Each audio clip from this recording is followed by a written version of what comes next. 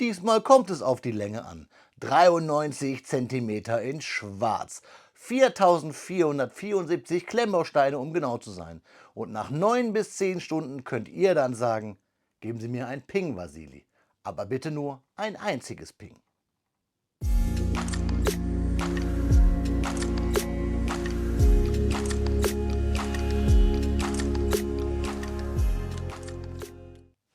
Willkommen in der Noppenklötzchenscheune. Mein Name ist Blockstar und ja, Freunde, wir machen heute nicht nur eine Zeitreise in die 90er Jahre, als der Film und das Buch Jagd auf Roter Oktober in aller Munde war und auch mein Herz für schwarze, lange U-Boote begeistert hat. Nein, wir machen auch einen Zeitsprung zurück. Im Intro habt ihr das Set schon fertig gesehen. Hier aber jetzt im Ursprungszustand. Gesponsert von Barwear, da kommen wir später noch drauf. Das Set aus dem Hause Panlos, die 628020, das Projekt 941, das größte U-Boot der Welt. Ein, ja, man kann es so nennen, Monster des Kalten Krieges, das 20 Interkontinentalraketen liefern konnte und das leider auch noch heute.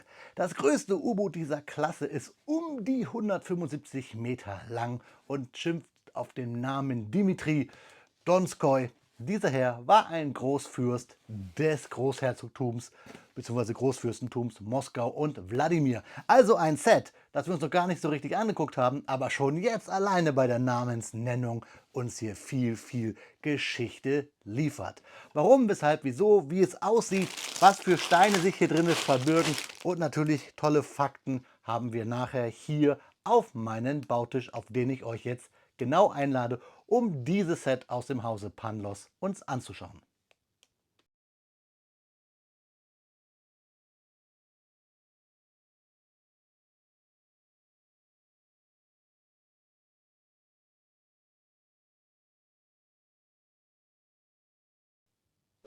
Ja, Freunde, da liegt das Panlos Set 628020, das Projekt 41. Akula-Klasse, eigentlich im Original NATO-Code Typhoon, beziehungsweise hat dieses Set hier noch den Namen Shark bekommen. Es kommt aus der Marine Heavy Equipment Serie und hat als Schwierigkeitslevel ein M von Panlos bekommen. Ich habe hier genau den Karton so aufgemacht, wie ich ihn vorgefunden habe. Die Anleitung schauen wir uns gleich an.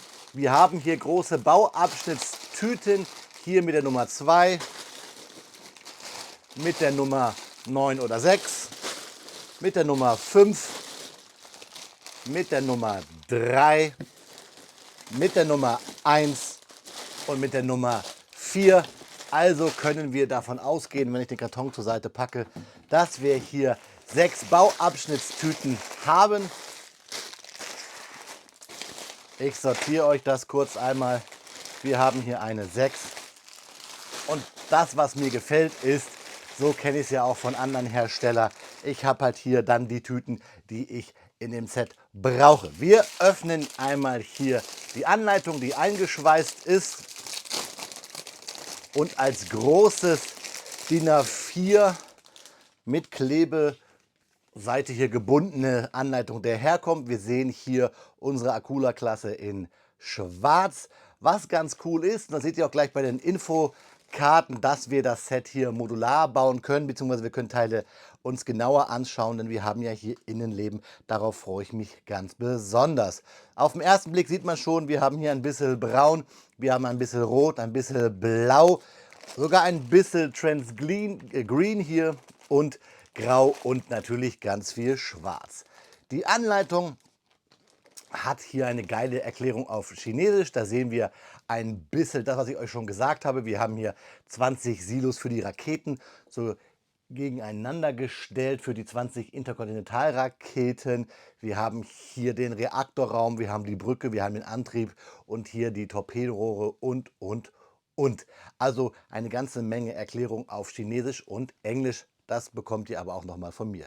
Hier dann die Möglichkeit, dass wir uns diese Module angucken können. Wir können hier die Verkleidung abmachen, das was ich gerade gesagt habe. Und wir haben hier diese 4 Minifiguren. Ich bin mal gespannt, ob die hier im Set wirklich enthalten sind. Dann bauen wir drauf los und haben so eine Art Ausgrauung von dem, was wir gebaut haben. Also der aktuelle Baustep ist ähnlich wie bei Kobi etwas farbentsättigt.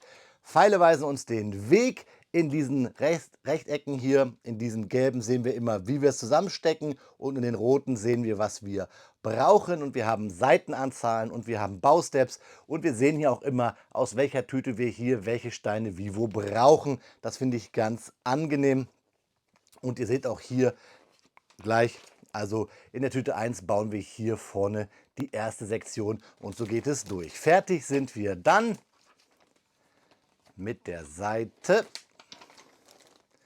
159, wenn wir den letzten Teil hinten, nicht den Raupenantrieb, sondern den ganz normalen konventionell nuklear getriebenen Antrieb fertig bauen, in Baustep 576 auf der Seite 159.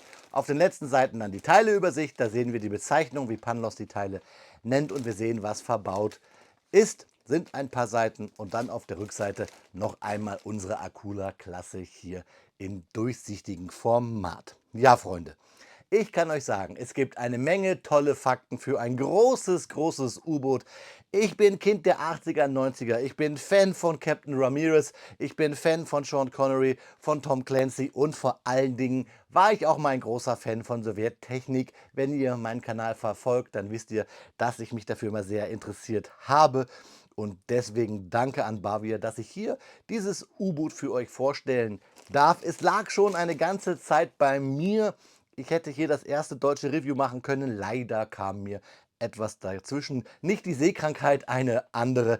Aber dafür bauen wir es jetzt für euch. Diesen großen, schönen, schwarzen Aal. Die Akula-Klasse, das Taifun-U-Boot oder, wenn ihr wollt, halt Roter Oktober. Viel Spaß bei den Fakten und mir beim Bauen, liebe Freunde. Wir sehen uns dann danach wieder, nach dem Bau, wenn wir uns dieses Set im Review genauer angucken. Und dann schauen wir mal, wie der Bau so war und wie das hier mit den Tüten auch war. Also, viel Spaß bei den Fakten und mir beim Klemmen, liebe Freunde.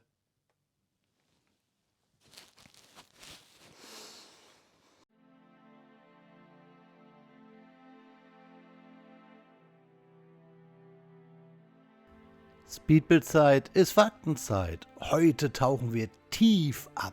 Und das im wahrsten Sinne des Wortes. Denn wir sprechen über ein technisches Ungetüm der Superlative. Das sowjetische Atom-U-Boot Projekt 941 Akula, von der NATO als Taifun-Klasse bezeichnet. Ein U-Boot, das so gewaltig ist, dass selbst Jack Ryan darin herumspazieren konnte. Stichwort Jagd auf Roter Oktober. Doch was steckt wirklich hinter diesem gigantischen schwarzen Schatten unter der Meeresoberfläche? Die Taifun-Klasse wurde in den 70er und 80er Jahren speziell für den nuklearen Zweitschlag konstruiert. Das bedeutet, selbst wenn ein Atomkrieg ausbricht und große Teile der Sowjetunion ausgelöscht würden, wären diese U-Boote in der Lage, mit nuklearen Interkontinentalraketen zurückzuschlagen. Und zwar aus der Tiefe der Ozeane.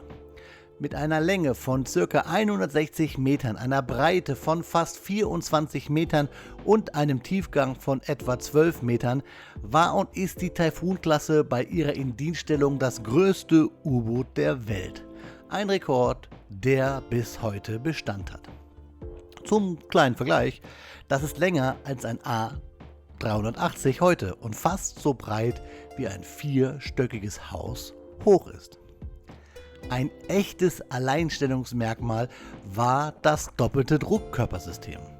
Während klassische U-Boote nur einen zentralen Druckkörper haben, verfügte die Taifun über 2 parallel verlaufende Druckkörper, was nicht nur die Überlebensfähigkeit bei Treffern erhöhte, sondern auch für mehr Platz sorgte.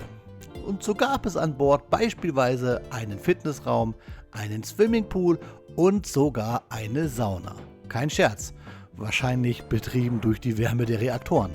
Die Besatzung von rund 160 Mann konnte sich also auch auf langen Patrouillenmissionen halbwegs zivilisiert durch den nuklearen Alltag bewegen. Angetrieben wurde die Taifun-Klasse von zwei OK-650 Druckwasserreaktoren, die eine Leistung von zusammen rund 100.000 PS lieferten.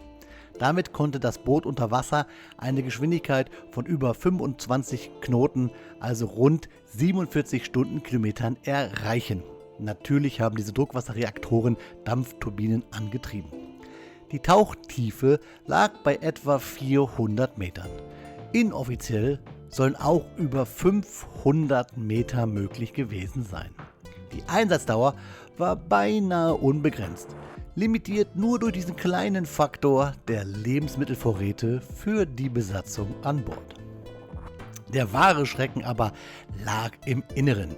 Die Taifun konnte 20 Interkontinentalraketen des Typs RSM-52 bzw. R-39 mitführen. Jede davon bestückt mit bis zu 10 nuklearen Gefechtsköpfen à 100 Kilotonnen Sprengkraft. Das ergibt eine theoretische Gesamtzahl von 200 nuklearen Sprengköpfen alleine auf einem einzigen U-Boot dieser Klasse. Hinzu kamen 6 Torpedorohre, die sowohl Torpedos als auch Marschflugkörper abfeuern konnten. Insgesamt wurden 6 Boote der Taifun-Klasse gebaut, von denen heute nur noch eines existiert, die von mir im Intro erwähnte Dimitri Donskoi TK-208. Sie wurde 1988 in Dienst gestellt und diente bis 2022 zu Testzwecken. Die anderen Einheiten wurden zwischen 2000 und 2009 außer Dienst gestellt und verschrottet, teils sogar mit amerikanischer Unterstützung im Rahmen des Abrüstungsprogramms Cooperative Threat Reduction. Und warum? Naja, ganz einfach, die kleinste Violine der Welt. Der Betrieb war extrem teuer. Allein die Wartungskosten sollen mehrere 100 Millionen Dollar pro Jahr betragen haben. Für das post-sowjetische Russland schlichtweg nicht mehr tragbar. Trotzdem bleibt die Taifun-Klasse ein Symbol für den Kalten Krieg. Eine Machtdemonstration unter Wasser, gebaut für den nuklearen Ernstfall, der hoffentlich nie eintrat. Und wenn du dir jetzt denkst, wie bitte, die hatten einen Pool an Bord, dann sei dir gesagt, ja.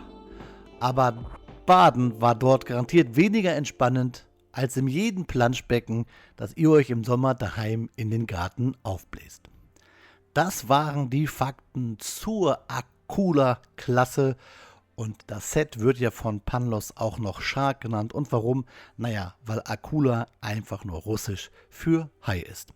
Jetzt viel Spaß beim eigentlichen Klemmbaustein-Review des Panlos-Sets Shark bzw. Taifun.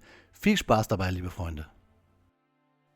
Nach 10 Stunden Bauzeit, liebe Genossinnen und Genossen, steht unser Akula-Klasse U-Boot, das Projekt 941, das Panlos-Set 628020, gebaut aus 4474 Steinchen hier auf meinen Bautisch. Und tada, liebe Freunde, da haben wir die 93 cm und 23 cm hohe sowie 17,5 cm breite Zweitschlagwaffe der sowjetischen und russischen Marine auf den Bautisch stehen. Das größte U-Boot der Welt. Wir haben einige Steine über, darüber reden wir gleich. Wir reden auch gleich noch über die 4 Minifiguren, die daherkommen, als hätten wir sie schon mal irgendwo bei einem anderen Hersteller gesehen, nur etwas leicht abgerundet. Über diese Figuren und über die übergebliebenen Steine sowie über die Bauanleitung sprechen wir gleich, wenn wir das U-Boot auseinandernehmen. Ich möchte es euch erst einmal so hier zeigen, was wir von außen so haben. Es fällt auf natürlich, dass es sehr massiv ist. Wir haben hier 3,7 und ein paar zerquetschte Kilo. Ihr könnt also neben eurer geistigen Anstrengung des Klemmens auch noch ein bisschen Workout machen, wenn ihr der Normalo-Klemmer seid und nicht, so wie ich, nicht so oft rausgeht, sondern hier in sein Kämmerlein klemmt und klemmt und klemmt, ist ein bisschen Sport gerne gesehen. Natürlich haben wir hier, das fällt auch auf, einen Stand mit einer gedruckten Plakette. Wir haben hier sowieso nur Drucke drin. Sehen wir, wenn wir das Schiff gleich auseinandernehmen. Auseinandernehmen ist sowieso das Stichwort, weil das Schiff hat Funktionen, dass es auseinandergenommen werden kann. Leider fliegt aber auch das eine oder andere ab, denn wir haben hier eine Steinequalität, die durchwachsen ist. Wir haben manche Segmente, hier hinten zum Beispiel, die klemmen sehr gut. Und dann hier vorne, da ist das mehr so Show und Shine, da hängt es an 3 Noppen. Da ja, hätte so ein bisschen mehr Kobi, also Bügelperlen, gut getan, diesem Set. Denn sonst haben wir eigentlich ein paar Bautechniken, die ich sehr an meinen polnischen Klemmbausteinhersteller der ersten Wahl angelehnt sehe. Zum Beispiel hier unten haben wir so dünne, flache Fliesen, die ich so noch nicht gesehen habe bei anderen Systemherstellern und auch viel Baurichtungsumkehr. Deswegen hat es vom Bauen her schon Spaß gemacht. Das Auseinandernehmen per se ist auch eine coole Funktion, aber wenn ihr einige Steine zieht, dann fällt das Ding leicht auseinander, beziehungsweise ist halt, wie gesagt, die Teilequalität hier so durchwachsen. Hier vorne ist es bautechnisch nicht so gut gelöst und auch die Steine halten hier auf der vorderen Seite nicht so gut, während es hier hinten schon wieder fast zu gut hält, wobei wir hier auch dann auch noch ein Rohr haben, was mir immer abfällt. Zeige ich euch alles gleich. Also einen massiven roten Stand, mit dem wir das U-Boot so hochheben können. So zusammen ist es sehr massiv, aber wie gesagt, man kann es auseinandernehmen und dafür ist es gedacht. Bei mir wird das U-Boot, kann ich euch jetzt schon mal spoilern, bei allem, was ich gleich sage, so ins Regal kommt, so massiv. Ich muss nicht unbedingt reingucken, außerdem, wenn dann eh die Stabilität darunter leidet, gefällt es mir nicht. Also, wie gesagt, 2 Klappen hier vorne, Mündungsklappen für die Torpedorohre bzw. die Torpedos. Wir haben hier eine Ausstiegs-Einstiegsluke. Wir haben hier unsere 20 Luken für unsere Atomraketchen, die wir auch alle bauen müssen. Ihr seht es sowieso, Verkleidung ist immer viel das gleiche. 20 mal die Raketen, 20 mal beziehungsweise eigentlich 10 mal 10 mal diese Silo-Formen, wo die Raketen drin sind, plus die Klappen und auf der anderen Seite das gleiche. Also es wiederholt sich hier eine Menge und ich wiederhole mich auch, aber das wollte ich euch sagen. Sprechen wir aber gleich drüber, wenn wir die Anleitung uns angucken. Jetzt wollen wir mal wirklich gucken, was wir hier so als Features haben zum Reingucken, denn wir haben hier Klappen. Ihr seht es schon, wir haben hier diese großen Paneele mit den Slopes, hier mit diesen Steinen auf Brick Modified klemmen wir hinter Paneele und können dann hier reinschauen in den Mannschaftsraum mit dahinter gesteckten, nicht gebauten Silo, zeige ich euch nachher. Dann haben wir hier ja die Kommandobrücke bzw. auch die Steuerung für den Reaktorraum. Der Reaktor ist dann hier. Hier haben wir den Maschinenraum, den können wir auch abnehmen von oben und von der Seite. Das habe ich euch gesagt, von der Seite klemmt es fast so gut. Fangen wir aber vorne an. Hier den Deckel können wir abnehmen. Hier die Seite können wir abnehmen. Und alles das, was wir so können, können wir auf der Gegenseite auch. Hier können wir auch abnehmen, gebaute Struktur. Und dann hier auch die Klappen. Hier vorne natürlich auch die Klappe. Schon wird es zugig, weil man kann durchgucken. Hier haben wir schon. Hier auch wieder das Panel. Vorne zweimal blau. Dann haben wir hinten schwarz. Und wie gesagt, hier soll man es auch noch abnehmen können. Aber das fällt leicht auseinander. Deswegen zeige ich euch das gleich, wenn wir das U-Boot auseinandernehmen. Ich zeige es euch jetzt von oben. Auch die Brücke hier, die kann man abnehmen. Da, ein Teil. Und dann können wir reingucken in den Innenraum. So, Freunde, jetzt zeige ich es euch einmal kurz von oben. Da seht ihr die 20 Raketen in ihren Starter-Silos. Wir haben vorne die Bewaffnung der Torpedos. Wir haben den Laderaum für die Torpedos. In der Mitte dann die Steuerung, wie ich euch gesagt habe, beziehungsweise die Kommandobrücke und den Reaktorraum. Da haben wir jetzt auf jeder Seite 4 Torpedos. Wir haben die Torpedo-Rohrbeladungsanlage, das Sonar haben wir da. Wir haben die Mannschaftsräume mit den Silos und hier die Steuerung mit dem Reaktor und natürlich ganz von hinten auch die Ruderanlage, die wir auch bewegen können. Hier, wir haben hier Höhenruder, da Seitenruder. Ich weiß nicht genau, wie man es beim U-Boot nennt, aber ich denke mal so. Oder Tiefenruder wäre es, glaube ich, richtig. So, und wie gesagt, es lässt sich viel auseinandernehmen, denn das war noch nicht alles, denn wir können noch mehr auseinandernehmen, denn man kann hier die Verkleidung auch abnehmen. Ich muss nur aufpassen, es gibt nämlich hier extra Strukturen, nämlich hier, hier, hier und hier oben, dass das U-Boot zusammenhält. Ähnlich vielleicht, wenn ihr das Review von meiner Lego Titanic gesehen habt. Das Review findet ihr hier oben. Da ist es ähnlich, da wird es ja mit so Schlüsseln gesteckt. Hier haben wir gebaute Steine, 1, 2, 3. Hier kann ich es mal abnehmen. Die nehmen wir ab und dann können wir hier, wenn wir es abnehmen, auch die Sektion teilen. Das zeige ich euch gleich. Ich möchte euch aber jetzt ja ein bisschen das Innenleben zeigen. Und auch zeigen, wie, wenn wir es hier teilen, ein bisschen schon die Struktur dann verloren geht. Man sieht es nämlich auch jetzt schon ein bisschen, das U-Boot biegt sich dann so ein bisschen durch. Ich wollte euch aber hier einmal ganz nah diesen Reaktorraum zeigen, beziehungsweise die Steuerung finde ich richtig gut. Diese technische Brücke, Sonar, Radar, Reaktorsteuerung finde ich richtig klasse. Dann legen wir es mal so hin, dann entlasse das ein bisschen. Hier natürlich vorne den Torpedoraum mit den vielen, vielen Drucken, das gefällt. Und von unten seht ihr hier diese kleinen 1x2er Plättchen unterm Rumpf verteilt, die das U-Boot zusammenhalten von unten. Das ist auch richtig wichtig, weil ihr seht schon hier, wie es sich ein bisschen biegt, nur weil hier die oberste Strebe fehlt. Dann hinten der Maschinenraum, ich habe es euch gesagt, hier nimmt man es eigentlich von der Seite weg, aber von unten klemmt es zu gut. Deswegen fällt mir hier immer alles auseinander, auch da müssen wir aufpassen. Hier klemmt es einfach zu gut und ihr seht schon hier dann auch da die Struktur ist ein bisschen wobbelig. Eigentlich sollten hier diese Steine von unten gegenhalten. Aber auch da seht ihr nochmal schön den Antriebsstrang mit den Dampfturbinen. Auch alles Drucke. Hier oben die Rohre hängen nur auf einer Noppe, fallen leicht ab. Und auch hier können wir noch, und da muss ich ein bisschen aufpassen, dass es nicht so sehr durchbiegt, den Silo mit den Atomraketen oder das Silo rausnehmen. Auch da müssen wir hier trennen. So, und auch da können wir das so trennen.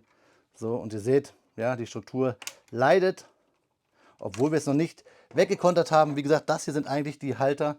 Und jetzt können wir hier so, tada, diesen Silo, der wird nur reingesteckt, rausnehmen, massiv, und haben da hier die Atomraketen drin. Schauen wir uns aber alles gleich noch an. Eigentlich ganz pfiffig, dass man es nur steckt, und somit haben wir halt hier die Mannschaftsräume noch einmal. Also schöne Details, ein massives Teil, das man auseinandernehmen kann, aber ihr seht schon, dann sieht es ein bisschen aus wie ein gerupfter Fisch und genauso wackelig wird es dann. Aber Freunde, das war jetzt nur von außen gezeigt. Viel wichtiger ist ja innen. Das heißt, wir trennen jetzt hier die einzelnen Segmente. Ich baue die wieder schön zusammen und dann schauen wir uns den ganzen bedruckten Spaß, die ganzen kleinen Details noch einmal genauer an.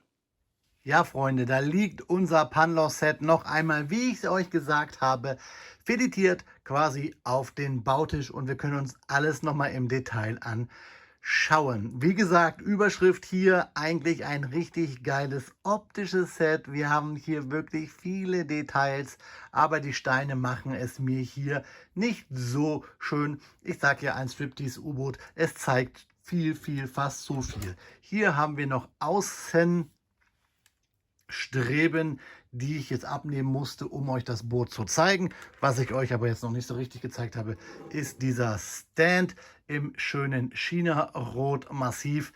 Der hält dieses U-Boot. Hier unten haben wir Technikteile und ihr seht es schon hier, massiv, es hält.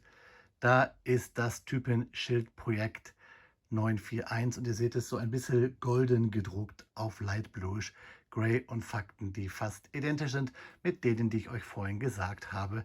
Der Stand. Ich schiebe ihn einmal an die Seite. Dann, bevor wir uns der Anleitung nähern, natürlich unsere Minifiguren. Natürlich sind das hier Klone eines dänischen Herstellers, toll bedruckt mit dem Marinehemd, das ich auch extra für das Video euch hier angezogen habe, haben diese Figuren auch. Ich bin kein Freund von China-Klonen, das wisst ihr, war aber hier in dem Set dabei. Wer es mag, wer damit gerne baut und solche Figuren toll findet, für den ist so ein Set natürlich etwas. Hier sehen wir auch immer zwei Streifen silbern am Arm und hier etwas einen wulstigen, runderen Bein und Oberkörper, als wir das kennen. Ich sage ja, es ist ähnlich, also keine richtigen Klone. Man hat hier an der DNA schon etwas verändert. Dann hier mit Mütze und 3-Tage-Bart und vielleicht hier einen Geigerzähler und hier auch wieder die silbernen Streifen und vor allen Dingen alle Figuren auch hinten bedruckt. Und hier dann Kommandanten, Kapitän, auch richtig cool. Und da oben steht immer Panloss, finde ich ganz lustig. Also 4 Minifiguren, die man mag oder nicht mag. Ganz nice, dass sie dabei sind. Ob man es braucht, weiß ich nicht. Hier sind all die Teile, die man abnehmen muss, um das U-Boot zu zerlegen. Zeige ich euch gleich. Wichtig aber noch einmal die Anleitung. Ihr seht hier auf dem Designbild schon, auf diesem Render, dass das Boot nicht so ganz, ja, spaltmaßtechnisch so daherkommt. Aber das haben wir oft. Hier sieht es etwas glatter und ja, geschmeidiger aus als dann in echt. Gehen wir gleich drauf ein. Ich habe euch ja gesagt, dass wir das Boot unterteilen können. Da sehen wir es hier, die Minifiguren. Dann hier vorne unsere Torpedokammer. Hier für die ER-39 Raketen, das habe ich euch gerade schon gesagt, und Mannschaftsräume, sowie hier die Steuerung, die Brücke und der Nuklearantrieb bzw. der Reaktor für die Dampfturbinen. All das sehen wir uns gleich genauer an, beziehungsweise hier das, was ich euch gezeigt habe. In der Anleitung zeige ich euch gleich dann hier an den Segmenten, deswegen habe ich es so auseinandergenommen. Wichtig und ein Fakt, den habe ich euch am Anfang gesagt, beziehungsweise eingeblendet. Wir haben 6 große Bautüten, aber 12 Bausteps. Und in diesen Tüten sind halt nummerierte Tüten nach Baustep, aber auch mehrere Tüten mit massiven Teilen. Und deswegen sieht man hier immer die Bautüten 1, die wir hier brauchen, vorne für den Bug, für den Untersektor.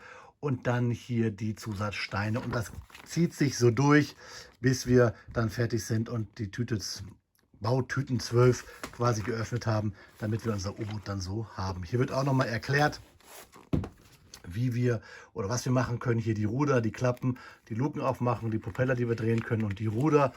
Und es wird auch gezeigt, was man wie wo abnehmen kann und auch was man abnehmen muss. Hier die Paneele habe ich euch gezeigt und auch hier die Zusatzsteine, die man rausnehmen muss, damit man hier das U-Boot zerteilen kann. Also all das, was ich euch hier rausgelegt habe. Also an sich ein schöner Bau, aber leider bei mir sehr instabil. Ich zeige euch jetzt auch, was gut ist und was schlecht ist. Wir haben, das habe ich gerade ja schon gesagt, oft Bausteps, die sich ein bisschen wiederholen, die ein bisschen langweilig werden. Per se als Gesamtobjekt ist es ein schönes Schiff, das gefällt mir, das stelle ich mir so ins Regal, aber ich werde es nicht so auseinandernehmen und auch nicht mehr so Klappen aufmachen, wie ich es euch jetzt gezeigt habe und noch zeigen werde. Ja, dann die Tüten oder die obligatorische Tüte mit Steinen, die über sind, und hier der Teiletrenner, also ein schöner kleiner Beutel, habe ich euch gerade schon gezeigt, aber jetzt ins Detail fangen wir mit dem Bug an. Hier haben wir eine Klappe, eine Ausstiegsklappe, da können wir rein gucken und landen dann auf dem Ladebereich für den Torpedo oder die Torpedos. Wir haben hier 2 Klappen mit diesen Fahnenelementen und können dann auch gleich reingucken in einen geladenen Torpedo.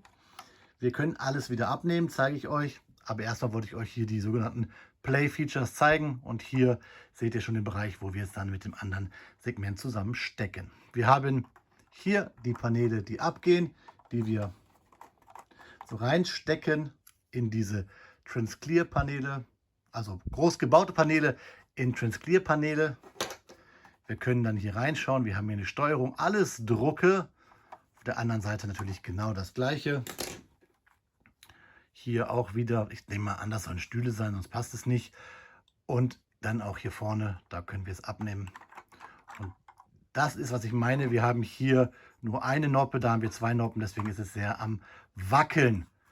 Und auf der anderen Seite das gleiche, da sitzt es sehr locker. Hier haben wir halt 4 Torpedos, da haben wir 4 Torpedos.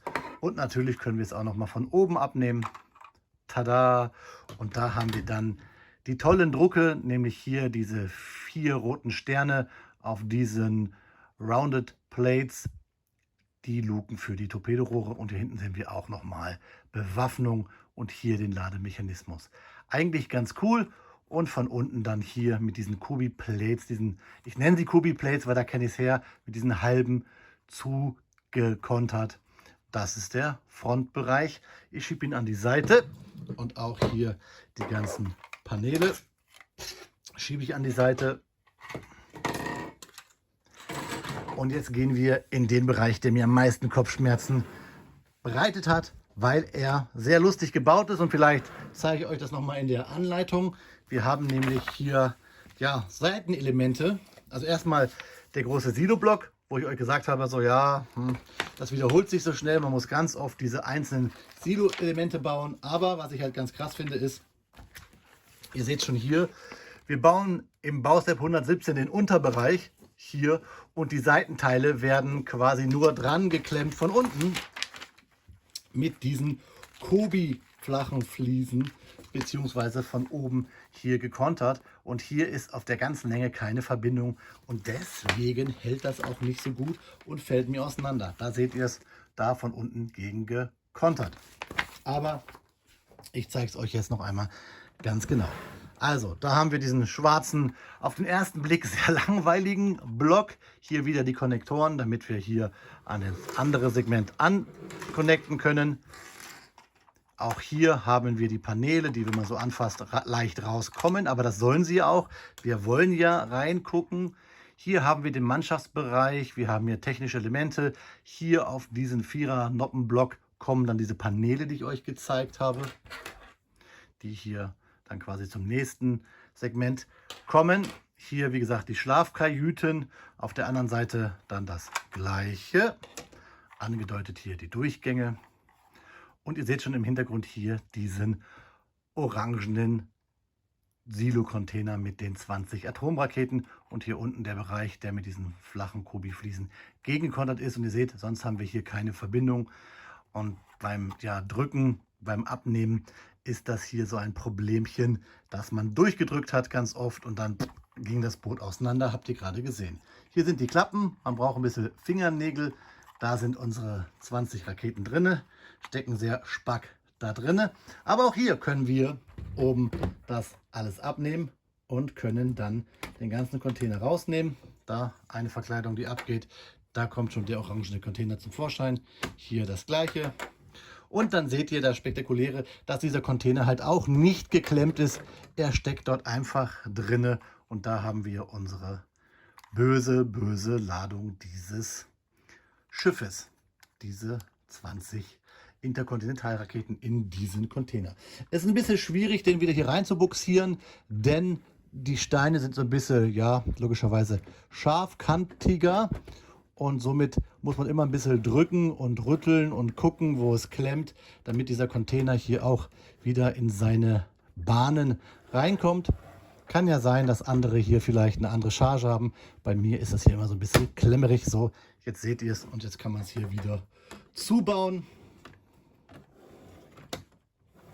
Also ein Schiff, was sich wirklich bewusst total nackig machen lässt. Ich habe es leider jetzt schon ein paar Mal zusammenbauen müssen, weil es mir halt auseinandergefallen ist, weil wir an anderen Stellen des Bootes sehr gute Klemmkraft haben und an anderer gar nicht. Und diese Bautechnik, dass wir von unten gegenkontern müssen, ist halt auch, wenn man viel Druck aufbringt, nicht sehr gut.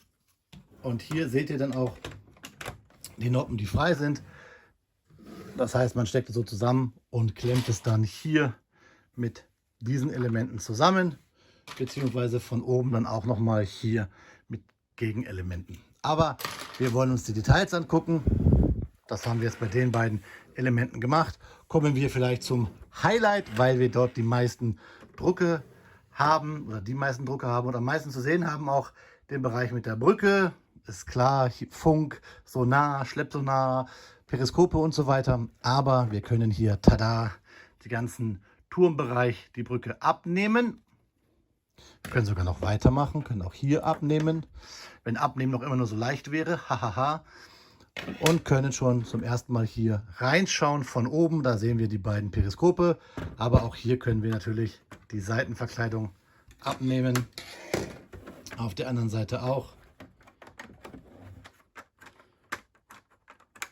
So, und können dann reinschauen und sehen hier hinten schon den Reaktorbereich, die beiden Reaktoren hier und dann die ganze Steuerung hier, Glaszylinder für die Brücke, für die ganzen technischen Einheiten, für die Edocar-Geschichten und hier nochmal von oben. Und aber auch hier könnten wir theoretisch und auch praktisch noch einmal die Verkleidung abnehmen und sehen dann diese Transclear Container.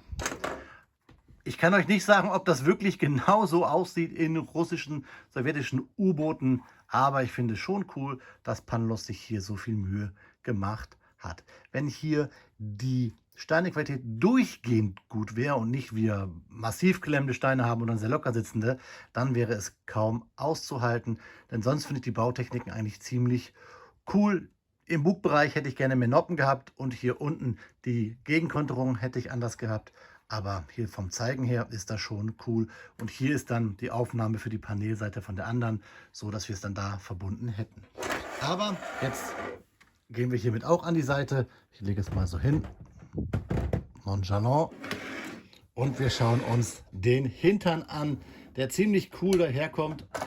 Ups, da geht schon eine Klappe ab. Abgerutscht. Ich mache es zu, wir wollen noch nicht zu viel verraten. Hier sehen wir die Propeller. Wir haben hier die Ruder, Höhe, Tiefe und auch hier für die Seite.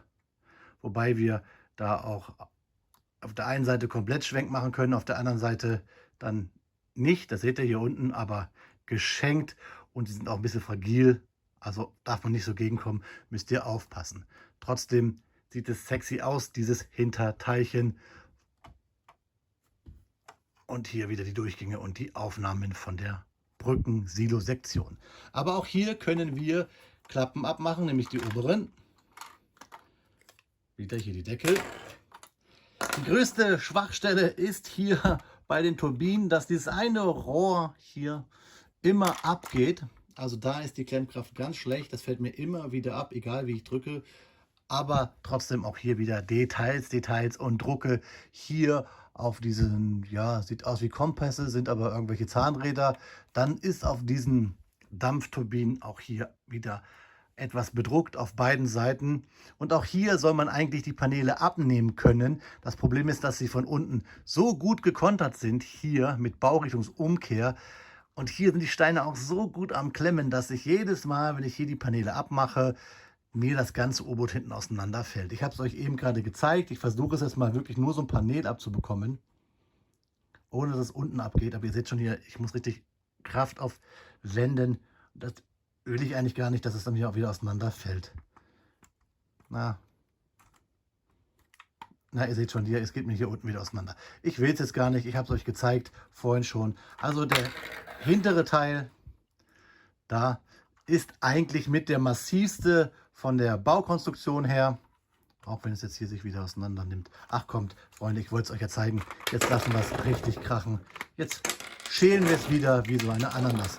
Das ist das, was ich meinte. Hier durch diese Brackets. Dadurch hält die Seitenverkleidung viel besser, als sie soll. Aber so könnt ihr euch auch nochmal die Dampfaggregate, Dieselaggregate gibt es ja auch wohl noch als Notstrom anschauen. Und auch da sehen wir wieder hier so kleine Drucke. Da seht ihr es auch nochmal Drucke, da die Drucke. Also an Drucken ist ja wirklich nicht gegeizt. Und wenn wir nochmal über Drucke sprechen, das Coole ist ja auch, dass wir verschiedene haben. Also ihr seht schon hier rote Schalter, blaue Schalter, grüne Schalter, rote Schalter. Also eine ganze Menge an Drucken. Das gefällt mir. Tolle Bautechniken, was so ja, Baurichtungsumkehr angeht. Wir haben diese Kobi-Sachen. Also es ist schon fast ein kleines Kobi-U-Boot, möchte ich mal behaupten. Nur hält Kobi etwas besser in der Steinequalität. Ja, jetzt habe ich hier wieder einen schwarzen Haufen, den ich natürlich für euch gleich zusammenstecken werde. Ihr könnt ja eure Meinung bis dahin mal gerne in die Kommentare schreiben. Wie gesagt, ich mache das gerne für euch, das so auseinanderzunehmen, damit ihr alles mal gesehen habt. Wenn man das U-Boot zusammenbaut, ist es massiv. Man darf halt nur nicht vorne anfassen. Man muss an den Seitenteilen aufpassen. Und hier hinten klemmt es vielleicht zu massiv. Vielleicht gefällt euch das U-Boot optisch von außen und ihr braucht das ganze Innenleben nicht. Dann kann ich das U-Boot so wirklich empfehlen. Sonst, wenn man so reingucken will und es auseinandernehmen will, das würde ich sein lassen. Also ausziehen mit dem Ding, das würde ich nicht machen. Sich ins Regal stellen und anschauen, dafür finde ich es top. Ja, Freunde, ihr bekommt jetzt nochmal Detailbilder, falls ich was vergessen habe. Und dann schauen wir uns zum Abschluss in die Augen, liebe Freunde. Ja, liebe Freunde, das waren meine Ausführungen bis hierher. Aber versprochen, Detailbilder bekommt ihr nun, damit ihr selber euch einen Eindruck zum Set von Panlos machen könnt zu unserem Projekt 941, unabhängig von meinen Ausführungen, unabhängig von dem, was ich euch gerade erzählt habe. Aber an dieser Stelle bei den Bildern möchte ich euch immer noch mal ein bisschen dazu erzählen. Ich habe eben gerade Sean Connery als Ramirez, als Captain Ramirez bezeichnet, da ist wohl etwas in meinem Kopf durcheinander geraten, denn wir kennen Ramirez natürlich aus Highlander 2, auch Sean Connery. Nein, wir sprechen natürlich vom Kapitän Marco Aramius, einer aus dem Baltikum, um genau zu sein, ein Litauer hier in der Sendung. Was ja für den Film ganz, ganz gut ist oder wichtig ist. Ich liebe den Film Roter Oktober. Es ist einer meiner absoluten Lieblingsfilme. Ein Film, den ich mit am meisten geschaut habe. Ich glaube, neben Das Boot, Die Brücke von Arnheim, Luftschlacht um England und vor allen Dingen Star Wars Episode 5 sowie Nicht lachen, ey Mann, wo ist mein Auto, ist das der Film, den ich am meisten geschaut habe. Also ein absoluter Klassiker. Ich bleibe jedes Mal dran hängen, wenn der irgendwie sonntags, ihr kennt das, man sitzt auf der Couch, 22 Uhr und man zappt so durch und auf einmal sieht man Sean Connery im Atlantik auf einem schwarzen U-Boot. Dann bleibe ich einfach hängen. Und ey, es macht ja auch James Earl Jones mit, also Darth Vader haben wir auch bei Das Rote Oktober in dem Film. Deswegen ein absoluter Klassiker für mich. Schreibt mal eure Meinung bitte unten in die Kommentare. Welches ist euer liebster U-Boot-Film? Da gibt es ja einige, Crimson Tide, U96. Also da gibt es eine ganze, ganze Menge. Schreibt mir mal euren liebsten U-Boot-Film in die Kommentare. Und dann noch ein kleiner so Seitenhieb popkulturell. Ich habe ganz gerne und bis heute spiele ich eigentlich Command Conquer Alarmstufe Rot und da gibt es ja auch die Typhoon-Klasse. Das nochmal so am Rande. Was noch wichtig ist, ich möchte Bavir Danke sagen, nicht weil sie mir das Set so gestellt haben und ich jetzt hier ein Video für euch machen kann, denn ich hätte es mir wahrscheinlich sowieso gekauft, weil es einmal nur mal ein Typhoon ist und mir so ein riesengroßes U-Boot aus sowjetischer Produktion in meinem Portfolio noch gefehlt hat.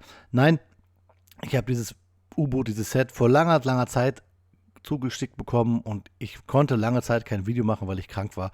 Und die Leute von Bavir haben sich immer bei mir erkundigt, wie es mir geht, unabhängig von dem U-Boot. Das fand ich sehr nett. Alles, was ihr zu Bavir wissen wollt, beziehungsweise auch die Links zum U-Boot, mein Rabattcode Blockstar, findet ihr alles unten in der Videobeschreibung. Ich habe auch schon 2 andere Sets von Bavir mal vorgestellt. Audis mit tollen Drucken. Findet ihr auf dem auf meiner Playlist. Ich habe jetzt eine Bavir-Playlist quasi.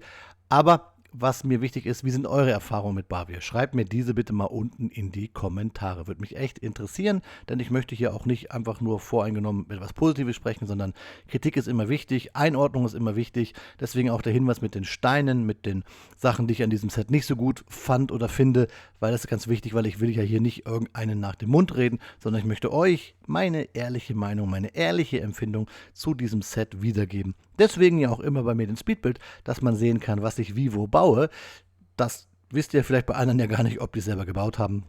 Und damit ihr selber nachkontrollieren könnt, habe ich immer den Speedbild drinne. Und natürlich ist es ein super Vehikel für Fakten. Und die waren heute, fand ich, sehr spannend, sehr klasse, weil ich diese Technik einfach sehr faszinierend finde. So, viel geredet und wir reden gleich nochmal weiter, wenn wir uns zum Abschluss in die Augen schauen, liebe Freunde. Zum letzten Mal.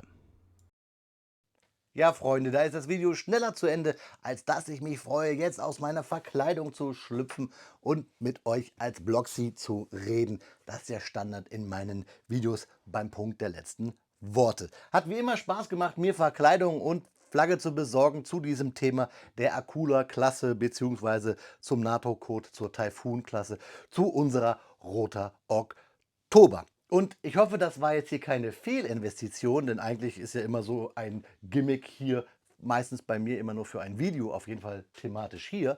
Aber Bavir überlegt, beziehungsweise die Leute dahinter, noch mehr U-Boot-Sets zu besorgen, beziehungsweise aufzulegen. Welche modernen U-Boote fehlen euch denn da? Schreibt mir das mal gerne in die Kommentare, dann kann ich das an die Verantwortlichen dort weiterleiten. Und generell dürft ihr in die Kommentare schreiben, eure Ideen, euer Feedback. Wie fandet ihr dieses Video? Gebt mir Kommentare dazu, denn nur so kann ich besser werden und vielleicht treffe ich so euren Geschmack noch viel mehr. Dieses U-Boot ist für mich der Hammer. Es hat absolut viele Schwächen, nämlich dieses Nacktmachen hier, dieses angefasst werden und es fällt irgendwas ab, was ja bewusst ist. Deswegen ist es ja eigentlich eine Schwäche, die ein Pluspunkt ist. Aber was ich total feiere, ist hier diese Kubi-mäßige, fast schon kubitastische Herangehensweise mit halben Plates, mit Baurichtungsumkehr. Das ist richtig, richtig cool geworden. Und 4.474 Steinchen, das sind eigentlich viel mehr für den Preis und mit einem Blockster Rabattcode noch günstiger, finde ich, das ist echt der Hammer. Und das sage ich nicht, weil ich dieses Schiffchen hier gestellt bekommen habe für das Review, sondern weil, ihr habt es gesehen, ihr habt es im Review gesehen, ich für den Film Roter Oktober und für diese Technik absolut ein Herz habe. Ich hoffe, ihr auch. Schreibt es mir unten in die Kommentare. Und normalerweise bei so einem Schiff würde ich jetzt ja sagen, immer eine Handbreit Wasser unter dem Kiel. Aber bei so einem U-Boot kann das noch sehr, sehr viel Wasser sein, obwohl es getaucht ist. Bleiben wir doch einfach bei. Habt eine schöne Zeit, klemmt was Schönes und eine gute Fahrt. Auf Wiederbauen, euer Freund, der Blockstar. Mündungsklappen öffnen und frei zum Oberwasserfächerschuss. Ah nee, das ist ein anderer Film. Aber vielleicht, Freunde, vielleicht sprechen wir auch noch mal über so ein U-Boot. Schreibt's mir in die Kommentare.